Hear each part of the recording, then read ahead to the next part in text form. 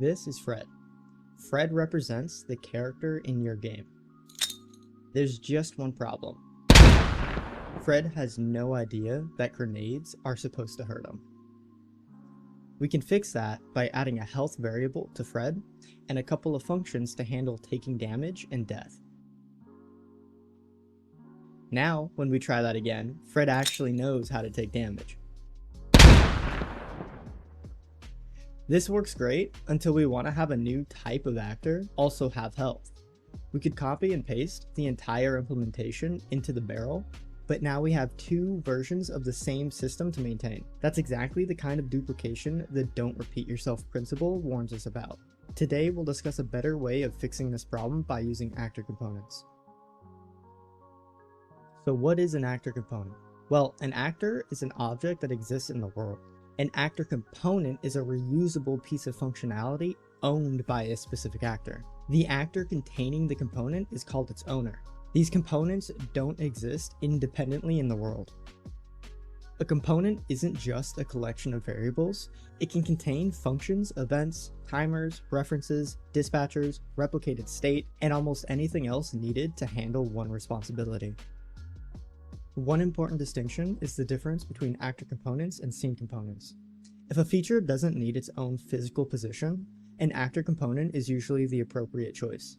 Scene components have a transform, making them useful for things like attachment points or cameras. The transform usually isn't necessary for systems like health or inventory. So let's build a reusable health component so that we can attach that capability to every actor that needs it. We'll first create a new blueprint class, search for actor component, and call it BPC health. Inside our new component, we'll create variables for max health and current health, as well as isDead. Then on begin play, we'll initialize current health using our max health value. Let's create a couple of event dispatchers that other systems may need. For this example, that'll be on health changed and on death. We're keeping this component intentionally simple because today's focus is component architecture, not building a complete damage system. Now we'll create an apply damage function with the incoming damage as an input. First, we'll make sure the actor isn't already dead. Then we'll subtract the incoming damage from our current health, clamp the result between 0 and max health, then set our current health to the new value. Don't forget to broadcast on health changed with our new health as the input. Then we can check whether or not the health has reached 0, and if it did, we'll set isDead to true and broadcast the on death event. Now we can go to Fred's blueprint, add this component, and set his max health value. Remember, the component decides when its owner has died, but the owner decides what dying actually looks like.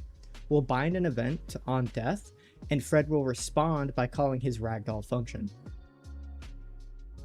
We'll do the same thing inside the explosive barrel blueprint, except the barrel will respond by exploding. Now, both Fred and our explosive barrel can take damage. So you may think you could use inheritance for this system instead. We could create a BP damageable character class and place our health logic there. That works for players and enemies, but what happens when a barrel, door, or vehicle also needs health? Those objects don't belong underneath a character class, and an Unreal class can only inherit from one parent. With components, health becomes a capability for any type of actor, not just characters.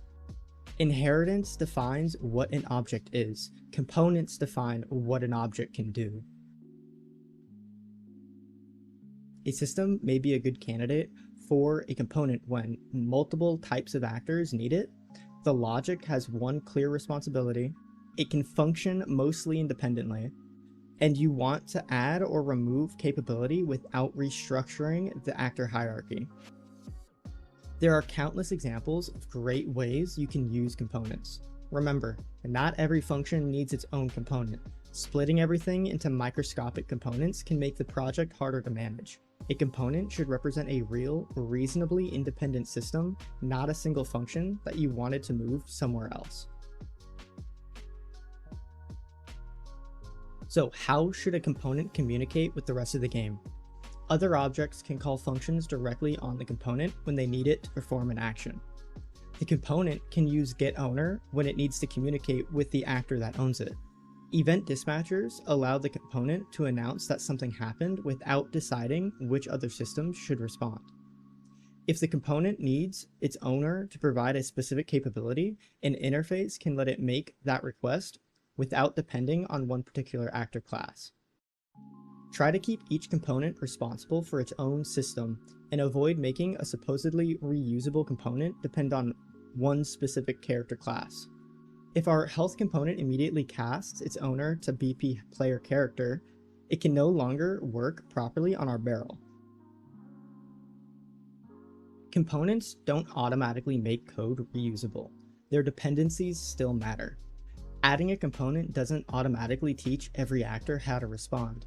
The component can announce what happened, but each owner must provide its own reaction, just like how Fred ragdolls while the other barrel explodes in response to on death. Components should represent a focused capability, not an arbitrary collection of helper functions. That's it for today's video. This was also the first video created using my new animation system, so let me know what you thought of the new style. I'll continue refining it with each video. If you have any questions or a specific Unreal concept you'd like me to cover, leave it in the comments, and I'll get back to you as soon as I can. See y'all next time.